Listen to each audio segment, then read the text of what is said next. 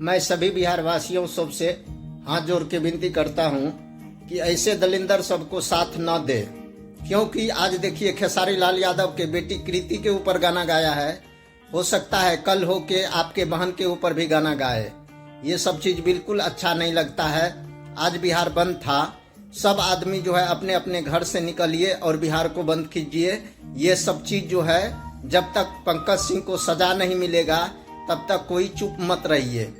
जरूर सजा दीजिए ये लड़का को, क्योंकि बहुत जो है लाइव आके जो है ये बोलता है कि इसे खेसारी लाल यादव जो है हमसे माफी मांगेगा तब जाके हम ये गाना उतारेंगे।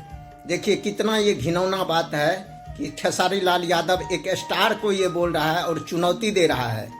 आप लोग जितना भी है बिहारवासी लोग, सब से मैं हाथ जोड़ के विनती करता हूं, अपने अपने घर से बाहर निकल के जो जहां है वहीं पे नारा लगाइए और सब आदमी खेसारी लाल यादव और कृति जी का सपोर्ट कीजिए। सबका बेटी है कृति और बहन।